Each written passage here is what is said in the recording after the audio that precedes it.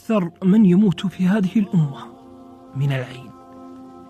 يقول صلى الله عليه وسلم: لو كان شيئا يسبق القدر لسبقته العين. رسالة إلى كل من يصور أطفاله، رسالة إلى كل من يصور طعامه، رسالة إلى كل من يصور أمواله وسفره ويتباهى.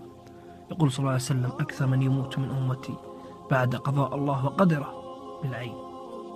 فأحذروا من عيون الناس، فهناك أعين لا تذكر الله.